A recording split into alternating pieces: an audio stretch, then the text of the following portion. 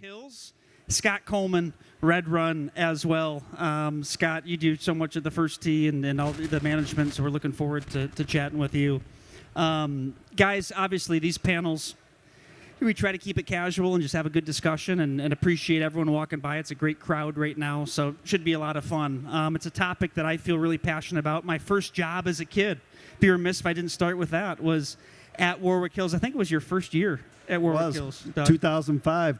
22 years ago. Yep. Incredible. I remember working the Buick Open every year. I remember getting to play on Monday after Tiger, won the Buick Open or whatever, and Sunday pins and everything like that. So caddying certainly taught me so much, and I think it's a great job on many levels, and I'm excited to unpack a lot of things with you guys on that. So number one, thank you guys for joining, and I do want to start because we're going to play a video actually in a moment. We're not going to play right now, but we're going to play it in a moment to start about the Evans Scholars Foundation. And Dave, you've been super involved with it over the years. You've been on the boards, and you've been so many events and everything like that. If you could, just for the purpose of our audience in the video, give a quick background on the Evans Scholars Foundation and your involvement, please. Oh, sure. So the Evans Scholars Program is just an outstanding opportunity for your young boys and girls to first of all, just caddy,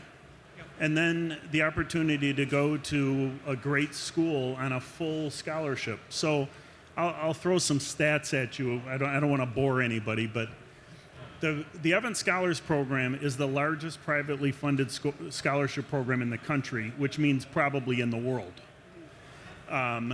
We have 1,000, almost nearly 1,300 kids in school right now at 28 universities across the country. These are scholarships that are valued at $140,000 a piece. It's a transformative scholarship program. 40% of our scholars are first-generation college students. Wow. Just an amazing thing. And so when you throw in the fact that our average GPA in our program over our 1,300 kids is 3.4, incoming freshmen, 3.7 GPA. We graduate, this is the most astounding stat, we graduate 98% of the kids who get scholarships, who are Evans Scholars. Just a terrific stat, and that's how it's transformative, because then they go on to lead successful lives and do really well. The mentoring program that we have to offer, we've got 12,500 alumni. What a network that you have the ability to draw upon. And your role over the years, and I want to play the video in a moment, but your role over the years, you've been highly involved on the leadership level. Give a quick background resume type thing about your involvement with Evans Scholars. Sure. I was chairman of the board of the Evans Scholars Foundation and the Western Golf Association in 2016 and 17. Only the second person in 125 years from the state of Michigan to have that job, something I'm really proud of. And so I've had a leadership role on the board for over 15 years, and all past chairmen are trustees for the rest of your life. So I'll be a trustee. I've been a trustee for 15 years now, and I will be a trustee for the rest of my life. And folks, he's also, what I like to say, is the starter for the BMW Championship. So he'll say, from Dallas, Texas, please welcome Scotty Scheffler on the first. I love seeing when you're on TV doing that. That's a great job. I didn't say it as well as you just now, but this guy, I tell you, he studies the pronunciations. Christian Bezuidenhout or any one you want, he knows it. So I've gotten to know Steve Sands over the years, and Steve, he and I always have a lot of fun with it. So the first time Christian Bezuidenhout played in the BMW Championship, I stayed up and I nailed it when I introduced him. And Steve Sands on the air, he goes, I know that guy. He was up all night practicing that name. And that's a little more difficult than Sam Burns or something, But that's great. Real quick, and I want to get to obviously Doug and Scott and hear a little bit about background as well. Fellas, obviously backstage, can we play, just for perspective, the Evans Scholars video real quick for a couple minutes, just for some context, please?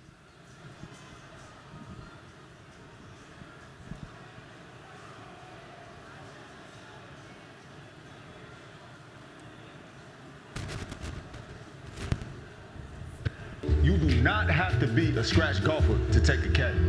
Trust me. love that. And you don't have to belong to a private club either. Youth caddies are available at more and more public courses across the country thanks to the Western Golf Association. Okay, Dorsey, what do we got? We got 163 here. Let's go to easy 7. Beautiful. Oh yeah, I had good advice. Even some of the best golf resorts in the country, like Bandon Dunes and Sand Valley, offer youth caddies. We're up the hill. I like 2 cups out left because we're going to come down right. So if you think caddies are just for country clubs, they're not. Good putt. Still got a good chance of up and down. Let's get a good bunker shot. Taking the youth caddy isn't just about golf. It's about opportunity. Great shot. Caddying is hands down the best job a kid can have. They learn how to communicate, meet successful people in their communities, and get this. They have a shot at earning a life-changing Evans Scholarship. Full tuition and housing. Every round you take a caddy out, you're helping them get one step closer to that dream. And taking a caddy is just better. You play faster, you get some exercise. And you might just lower your score.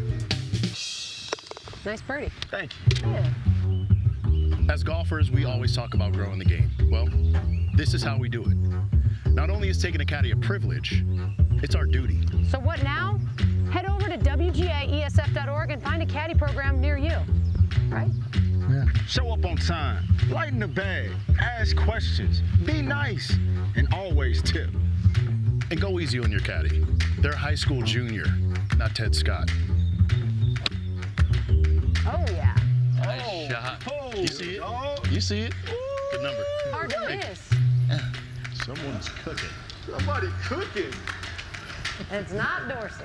Oh, I think that's great perspective. And thinking about Evans Scholars again, Doug, I remember when I was a kid being at the Caddy banquet at Warwick Hills when you were hosting it, and talking about all the opportunities that comes with it. In that video, you hear stuff like values. You hear about growing the game, respect, things like that.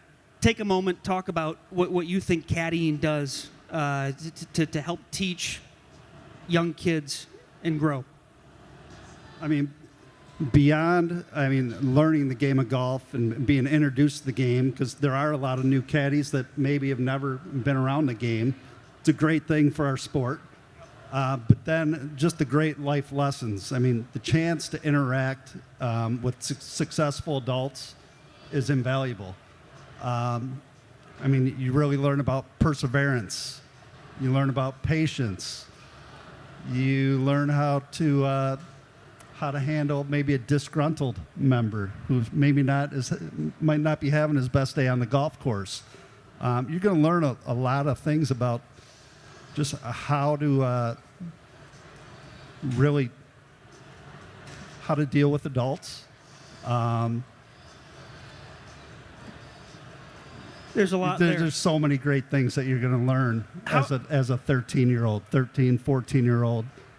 It's awesome. Talk about Warwick Hills Caddy program, and the obviously some guys I'm sure love to take caddies. People love to take carts, whatever. But talk about the program itself, getting the kids involved. Maybe go into a little bit about the training and just how that whole program has come about over the many years. Yep. So we hit the schools, we hit the golf teams. We get rolling here in March, late March, early April.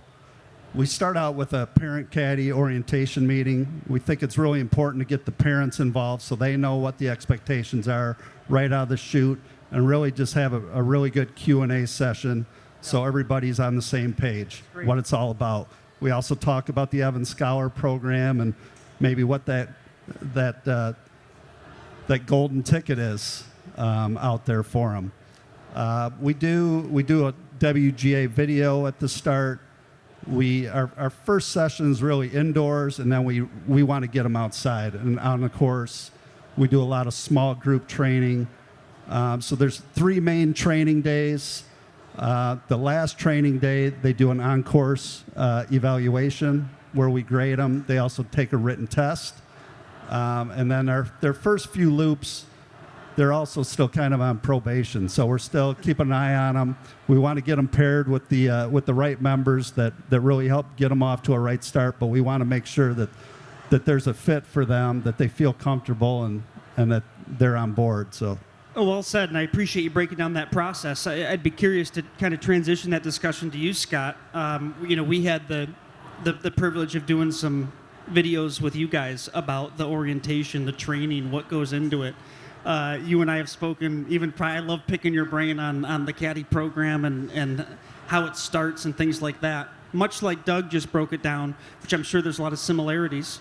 Talk about the Caddy program at Red Run and your priorities along those lines.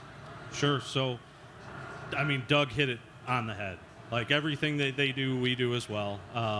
Part of our big thing for getting caddies to come to Red Run has been word of mouth. And part of the word of mouth that spreads through the whole schools is who got that Evans scholarship. And when you start pumping out Evans scholars and people start realizing that they're getting a free ride to school, room and board, I mean, the crop of kids that come in are incredible. And Red Run's been massive on pumping kids through that program for years. And part of that is our members support the program. And to have that successful caddy program, you have to have the members support it. They got to want to have them. And what we do is we try to get as many kids from our community. We keep it a youth program, and that's the way that we want to have it, and our membership likes it that way. Well, let me build on that first. I mean, I'm fortunate to be down in Florida a lot and play golf down there, and caddies down there. It's adults, and I'm not. This is not a criticism at all. It's just different. It's full-time job down there. You know, you're mandated to take a caddy at a lot of the clubs down there, even if it's just a 4 caddy, and it's a truly different experience where it's a full-time, older adult job, whatever. What you just said about you keep it a youth program, unpack that a little more, just that priority, what that means. So if you think about it, I got my son is actually here in the audience here today. He's actually going to start caddying this year, which I'm super excited about. My daughter's here as well. She actually has been caddying the last few years for me. You won't be tough on your son at all, I'm sure. He has a world of pain to go through, as did I growing up. So if I'm going to have my son or daughter there, do I want to have them with a career caddy that's been around, that's 60, 50 years old, 40 years old? No, I want to have them with their peers. I want to have a good atmosphere that when you drop your kid off to Red Run Golf Club, you know they're going to have a great experience from who they're working with to who they're going to be working for. Well, Dave, let's talk about the values of it. I think when I first started as a caddy, you learn respect, you learn patience, as you kind of alluded to, Doug, as well. I even just the little things. And I'll give you a quick example. I remember vividly, and I still think about it all the time. It's the little things that stick with you. I remember vividly the first time the first couple times I caddied, and you get off, the group finishes on 18, and you see as a kid, you pick up little things. Everyone takes their hat off and shakes hands and says, "Great playing with you." And to this day, it's that level of, I know when I finish a round of golf, when I'm playing, I'm taking my hat off and shaking hands. Or when I enter a clubhouse, if I enter a building, I'm taking my hat off out of respect. And that's such a small example, but it's those types of values I really think that are important and that kids pick up on, and it sets the tone for a career, for college, for all of it. Yeah, no question. So that's one of the things that I think we're proud of as golfers, and in the world of golf is. It's a dignified sport, and I don't mean that to sound elitist. What I'm saying is that when you have your son or daughter and you entrust them to Scott and to Doug and to the people at the clubs, it's incumbent upon us to show them how to act, show them how to shake hands. Something as simple as shaking hands. Show young men and women how to shake hands, show them how to make eye contact, show them how to interact with professionals and prominent members of the community so that they can learn. And if you go out to caddy with a doctor one week and a lawyer one week and a teacher the next week and a business person the next week, and a finance executive, you're going to think, oh, that's an interesting conversation I just had over 4 to 5 years. or 4 to 5 hours. I learned a lot about finance. They might be interested in finance. I learned a lot about the law. These guys were having a very interesting conversation. frankly, as you know, Mike, one of the biggest areas of growth in golf right now is with women. Huge. Huge. The very next panel that Allison and Carly on our team are about to host is about the rise of women in golf. Yeah. So in the past, a lot of young girls have been a little intimidated having to caddy for men or older men or whatever, perhaps. Now there's so many women that are taking caddies. How cool is it for a young girl to be looking up to a woman who might be a CEO, a woman who's a vice president, a woman who's a prominent member of the community? And they can really learn from that, and they can probably ask a woman golfer questions that they wouldn't ask a man. And I think that's really important. Do you see that, Doug, as well, with the success stories and the development? Yeah, I mean, that opportunity to spend the time with our members, they're some of the best in the business in all different types of careers. I can go on and on about, how many of our caddies have made careers out of the connections and the networking that they've done at the club. One of my best stories was this summer. I got a phone call from a former caddy, Chris Senzer. It was about 15 years ago. He was in our program, maybe more like 12. He was homeschooled, family of about 7. He was a phenomenal caddy, great people person, but his goal was he wanted to be a doctor. And he got to meet all the different doctors at the club, and we would put them on their bags. Well, I got a call this summer. He goes, "This is Chris Senzer, Dr. Chris Senzer. I want to take you out for a steak dinner for all those cool opportunities that you gave us at Warwick Hills." So that was pretty sweet, and it was one of the most enjoyable nights I've ever had in my career to get to really relive his last 12 years, but also all those great memories that he had as a caddy and what the program did for him and what the Evans Scholarship did for him. If that doesn't hit home, I don't know what does. I mean, Dave, you have stories like that too. I was just going to follow up on that. I've got a great story. As a matter of fact, you evoked a memory when you said that. We had a young man who was he was awarded an Evans Scholarship in 1992, I believe, if I'm not mistaken. And his dream was to go to med school. So he got an Evans Scholarship to the University of Michigan, went to the University of Michigan Med School, became a very prominent doctor in Cincinnati. Became chief of internal medicine at the hospital at University of Cincinnati. So his family, for family reasons, he wanted to move back to Detroit. And he was our top scholar nationally the year he graduated. He was Scholar of the Year. So fast forward about 17 years, he wants to move back to Detroit, and he gets an interview at Henry Ford Hospital. The chief medical officer and president at Henry Ford at the time was a member at Red Run. And so there's an interview coming in there, and Dr. Popovich invites him into his office, and they're going to do this interview, and he says, "Well, tell me about yourself." And he said, "Well, I was a caddy, and I was an Evans Scholar." And he goes, "Oh my God, you were a caddy?" He goes, "Yeah, doctor, I used to caddy for you about 17 or 18 years ago." And so that was just a full circle moment, and you can only imagine who got the job. And he's now chief medical officer at Henry Ford Hospital. So. Sure. That's awesome. I mean, what was the one event at Red Run that you hosted? I attended. Was it maybe not quite 2 years ago? It was a big Evans Scholars event.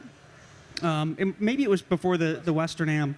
Well, we hosted the Women's Western Am this year, which was one of the biggest amateur events for women in the world. You spoke at one, though, earlier. It was an Evans Scholars event that was at Red Run, but I forget the exact one of it. But again, there were so many people. Western Junior?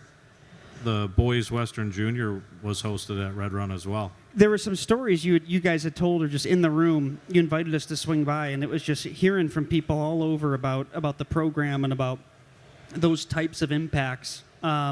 It's really, really just powerful, I think, to hear those examples. It's so powerful, Mike.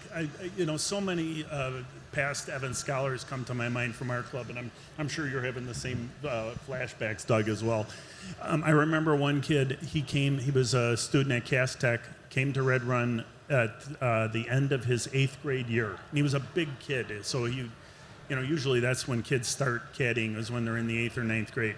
is a big kid. He had size 15 shoes. He was overweight. And he came to Red Run, and I took him out on his first loop. And you know how you meet a kid and you just think, this kid's got it. Like, he's got a spirit about him that is contagious. So I knew that he was, his father had died when he was 2 years old, and he was raised by a single mother. And I remember telling him when we got done caddying that day, I actually took his face in my hands. And I said, Ainsley, you are going to stay at Red Run.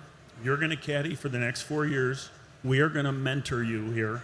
You are going to become an Evans Scholar, and your life is going to be transformed and changed forever.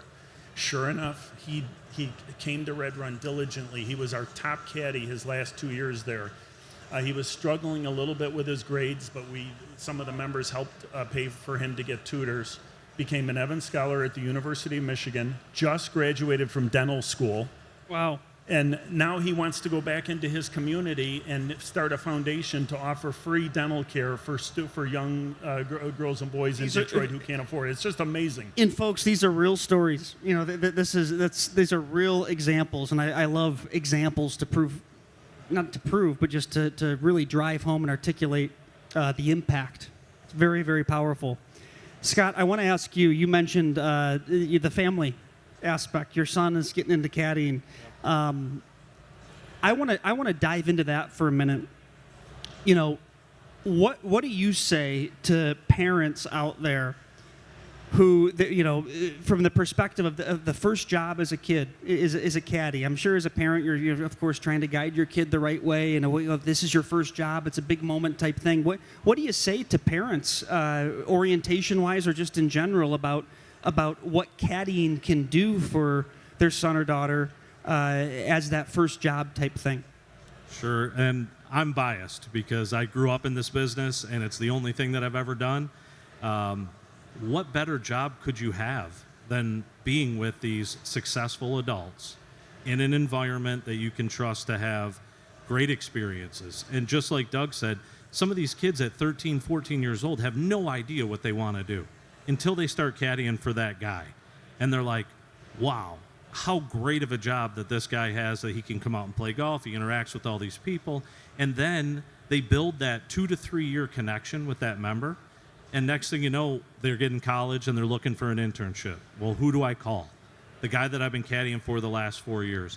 And I have had so many kids that have come back to me after and say, Scott, that internship was phenomenal. They were so great to me. But the one thing I can't understand is there's people that have been working in this company for 10 years that never sit and talk to this guy. And here I am, an intern, sitting in the guy's office eating lunch with him. Just like we've been friends forever on the golf course. Power of networking. The power of networking is incredible. A couple panels we're doing tomorrow, actually, about the very concept of business and golf. And it's a business sport. It's a sport of a lifetime. It truly is. I mean, I truly think that every kid out there should work at some golf course in any facet. The things that you can learn, how to talk to people, how to speak to adults. I mean, we get away from that. We're in everybody's in their phones.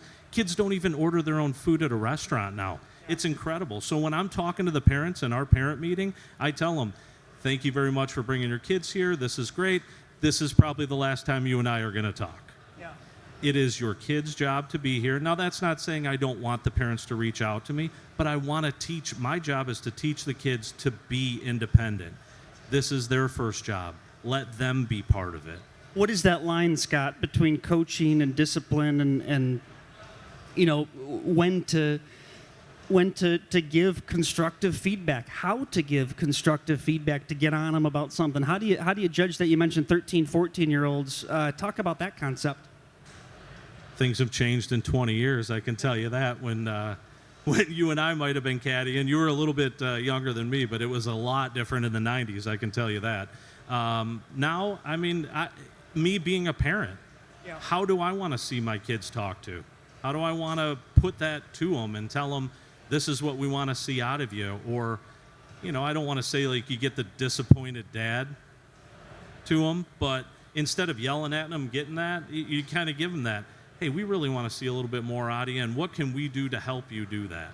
And the WGA has have great videos on their website that we utilize.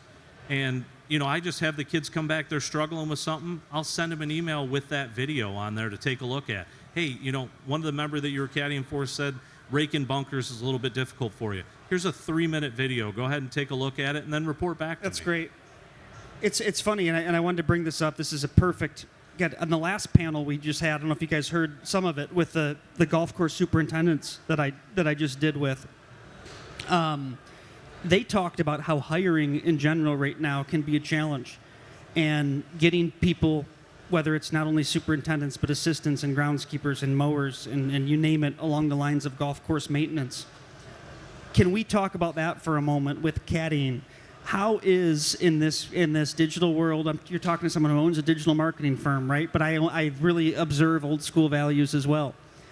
How is the recruiting, the hiring, the participation numbers in caddying right now? Has it gone down? Is it tough to get kids to show up to an orientation? Or I'm curious on that level, because we just spoke about it with the grounds and superintendents folks. I mean, I would love to take this one right now because You're probably the most qualified to take I this would one. say our caddy numbers for bringing people in is far better than in my last 20 years of doing this. Okay.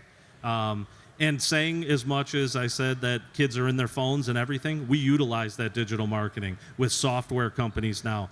When you and I first started caddy, and David, even if you were a caddy, or Doug, you showed up at 6 a.m., and there was a chance that you didn't have the opportunity to caddy for the day. You could sit there until 2 o'clock, and you might not have got a loop.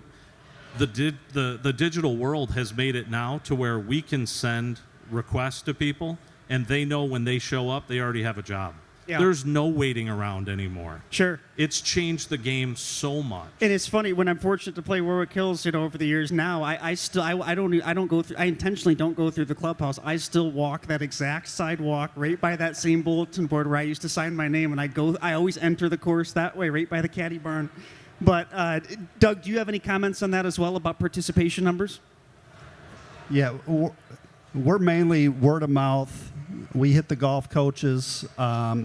We were going to the schools quite a bit, but our program's a little bit smaller. We're kind of a cart club, believe it or not, but we've put a big focus on caddying.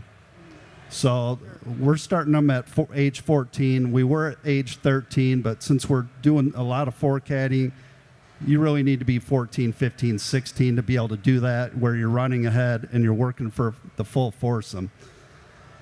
We're really a cart club because we have 70 private carts at the club. Okay.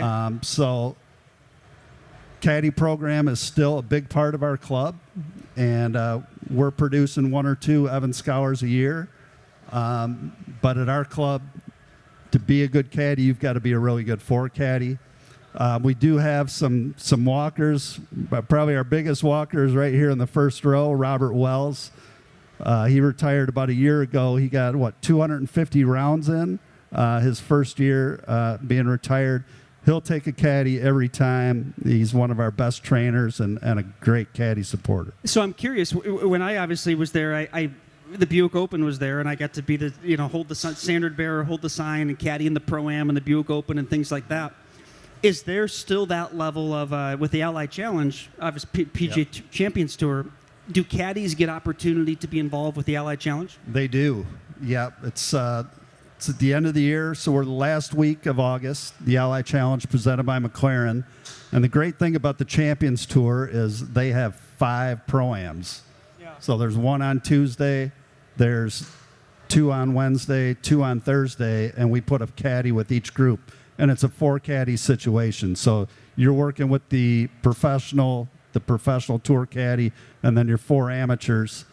And it's been a big part of the Pro-Am schedule, really, for the last 8 years, where we're producing those caddies, and it's the highlight of their summer.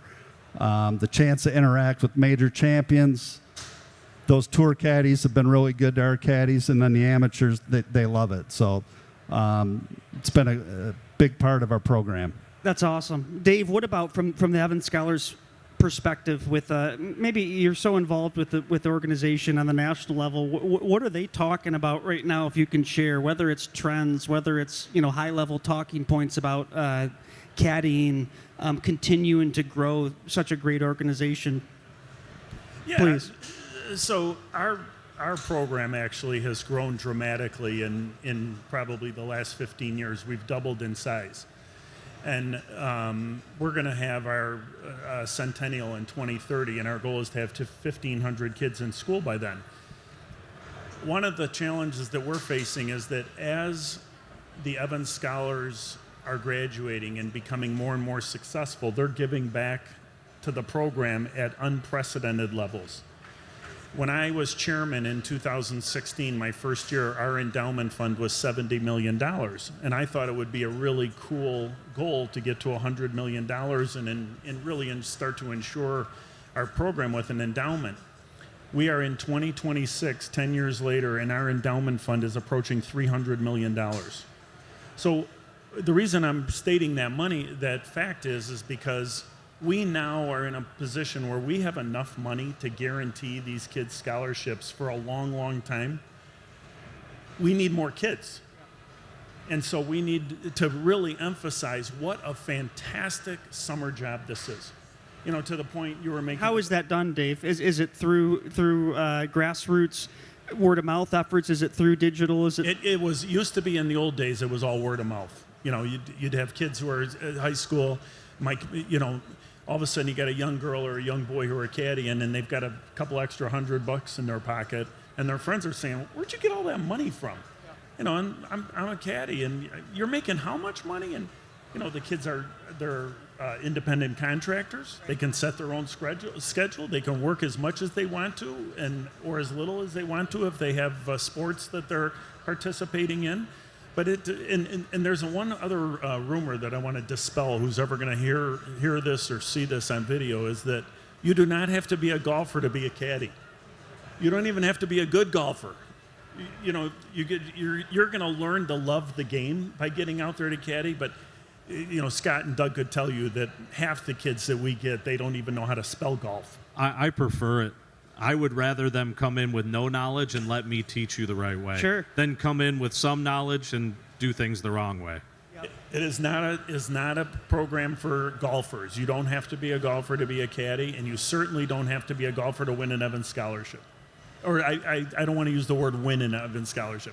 Earn an Evans Scholarship. Yeah. Well said. I want to unpack something real quick before we can have a fun question or so to end. But I'm thinking about right now the average golfer walking around here, or just the golfer who takes a caddy, and I think it's such a great experience to take a caddy. It truly is, when you're obviously fortunate to do so.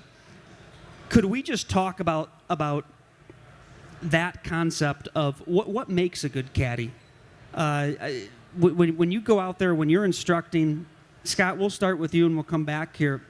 What makes a good caddy? What talking points are most important? Raking bunkers, keeping up and not being behind. What makes a good caddy? I mean, those things are part of the job. You have to do those. But you got to want to be there. You have to want to be a caddy. We definitely do not want the parent that wants to force their kid to be there, because it's a bad deal. You want the caddy to want to be there, and then if they want to be there, they're open to learn. I mean, that's all you need. You need that opening to say, what can you do to help me become a good caddy? And if they have that, it's awesome. That's what you want. Yeah, the members will pick that up real quick if this kid wants to be out there or not, and that's huge. And what an opportunity to go walk the fairways with a member. Chance to interact, to really help them, get those yardages, get involved in the strategy, give him a high five when he makes a big putt. Really just trying to help that member have a good time on the golf course, and hopefully that member is helping encourage that new caddy to really grow and to get better, and to really have a team atmosphere out there between the two. What a cool opportunity. Yeah, so like anything in life, Mike, a positive attitude and enthusiasm goes a long way. And that's what I tell the kids all the time is that when you show up and you have a smile on your face and you have a positive attitude and you show a little bit of an enthusiasm, you can work with that. You can, even in your business, I mean, you can work with anything like that. So the kids who have those attitudes, those are the kids that are fun to be around. And you know, I encourage them to do that. Don't get the opportunity to spend 4 hours with a member and keep your mouth closed. Mm-hmm. You know, the old saying about a caddy, show up, keep up, and shut up. Oh, yeah, I love that. Yeah, that was the old thing. I don't like that because I don't want them to shut up. You know, obviously they have to know when to speak and when not to speak. But after you hit a shot and you're walking down the fairway, I want to make an impression on that kid. I want him to remember this loop. I want him to remember this round. I want him to remember something that I may have, some snippet of advice I may have given him that is going to resonate with him. And I think it's important. I had the opportunity a couple years ago when my best friend's his bachelor party was in Louisville, and I was able to get us on. We played Valhalla. This was like 8 months for the PGA Championship, and I had a couple buddies in the group who are golfers, but they had never really taken caddies, and they even asked me. They said, "Hey, well, you know, what do I any like advice or whatever?" And I said, honestly, like when you're going down that first fairway, just turn to the caddy and, hey, how are you? So are you from around here? Where do you go to school? Just talk to him, you know, and then like just have that good rapport and good vibes, and you know, the caddy obviously Valhalla is going to know what they're doing and going to be able to give advice and things like that when needed. But the overall opportunity that caddying provides and what it teaches, I think is fantastic. I have one more, I guess, technical question that I want to ask, and then we'll wrap up with just some overall thoughts. But I'm curious, as we've all kind of talked about, not to age, but years ago it was different type thing. How have rangefinders changed the caddying teaching or just overall work? Because you used to have to pace it off. Heck, Warwick Hills, I remember being taught to pace it off, and it was just at the time where the one rangefinder that could catch the flag with the crystal, it wasn't quite Bushnell, but it was whatever it was. But how have rangefinders changed? Doug, you please go ahead and start. Yes, the guns, laser link, I think they were called, where you'd shoot the reflectors. I mean, there's rangefinders now that are $650, and one of the biggest things with the rangefinders is the members keep losing them, and hopefully the caddies don't lose them. Does it help pace a play? Does it help pace a play? Put you on the spot. That's a good question. What do you think? We have GPS on the golf cars too, and they're using the rangefinders. So no, I don't think that it helps with pace of play. I know. Well, you have a big opinion on the line on the golf ball, slowing pace of play, right? I think it's one of the worst things that's ever happened. Look, tour players are tour players. They're playing a different game. There's nobody in this whole 80,000 square feet or whatever that plays like a tour player. They're just different. But this aim point and the line on the ball and the amount of time it's taken, that'll slow it down, because there's no question it's slowing down the pace of play, and they're watching they're seeing the guys on TV line up the hall. I said it must work. Okay. Do you guys instruct, and this is where I'm selfishly geeking out here, do you guys instruct caddies to help with reading putts, or is that when asked, or is an entry-level caddy supposed to be reading putts? As an entry-level caddy, we don't even put that on them. It's something that we don't even start teaching them until year 2, unless you have somebody that is a golfer that comes in and says, Scott, I would love to learn how to read putts. And then we actually set up a 2-day program where the kids come in. We teach them how to read a yardage book. We take them out on the golf course and have them read greens. We do it as a graduation program into the next ranking.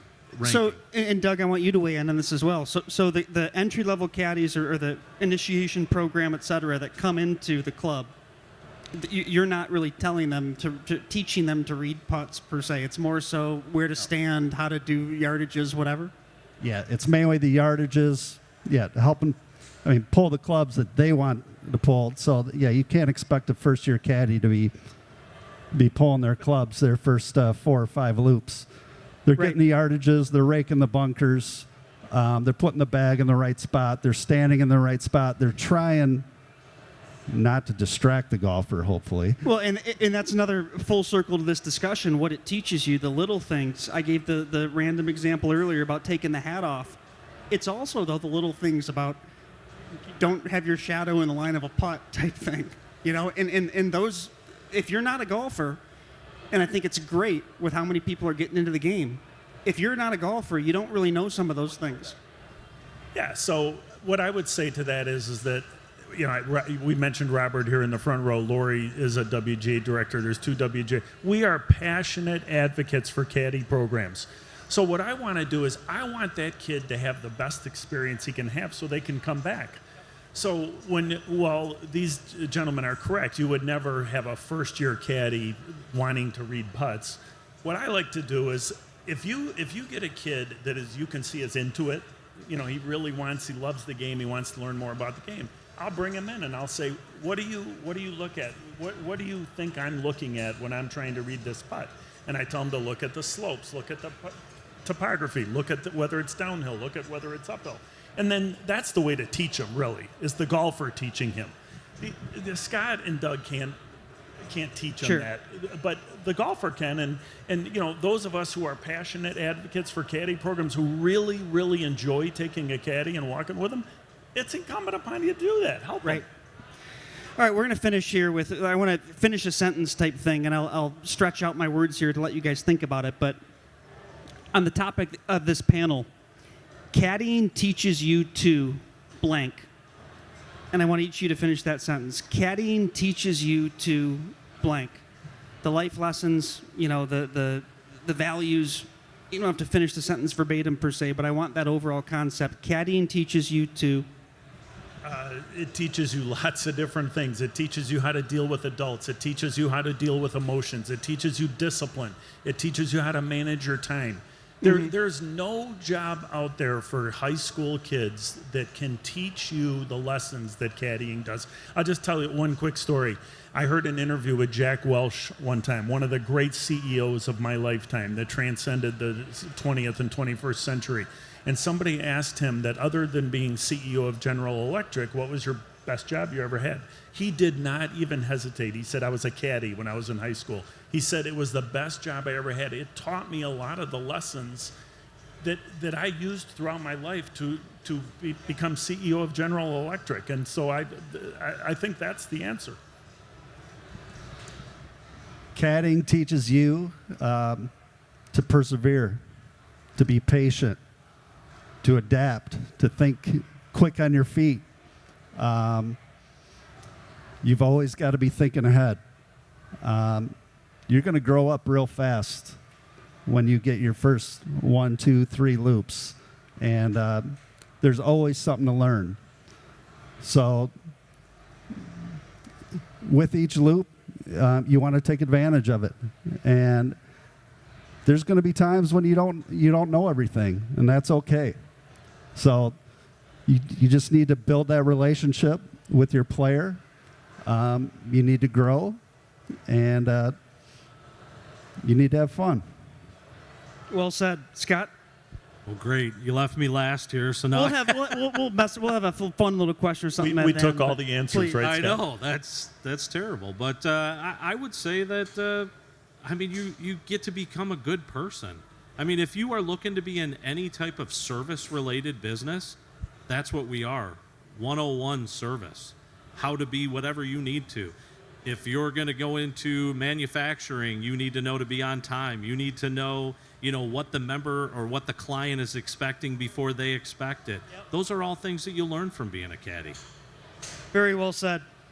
Now, I got to say, Doug, I love, and a fun note, whenever I played in an outing at Warwick Hills, Doug has a great line where he says to everyone, he's talking to all the carts out there before the outing. He says, guys, good luck today. The course record, I think it's 61. There's a guy by the name of Tiger. You please say it. Yeah, by the way, if you want a shot at the course record, 61, Mr. Eldrick Woods, maybe Tiger Woods, and Billy Mayfair. See if you can take them down. It's a perfect way to tee off the outing. You have any good I mean, you've been around some of these tour players, Scotty Scheffler even, right, for years, that you still will shake hands with and at the BMW. I can tell you a lot of stories. Some give us a quick story about a Scotty or a tour type fun story. Oh man! Or just how they are over the years. I'll comment on a few of the players. First of all, Scotty Scheffler. What I like to see, I see these guys behind the scenes in the locker room, in the dining room, and everything. And I've been involved in the BMW Championship for over 25 years now. Scotty Scheffler is as good of a person as I have ever met in the game of golf. He is so authentic. Lori and I were in player dining, I think it was 2 years ago at Castle Pines. To see him come in after his round, and they had just had their first baby, him and Meredith, and his parents were there. And to see the way he acts behind the scenes is so refreshing, because let me tell you, there's a lot of tour players. Well, I'm going to take that back. There's not a lot of tour players. There are some tour players that when the cameras are on, they are a completely different person than what they're like behind the scenes and in the locker room. And it's just disheartening sometimes. But let me think of a good story I could tell about the BMW Championship maybe. Kisner, I'll tell you, Kiz is just the best.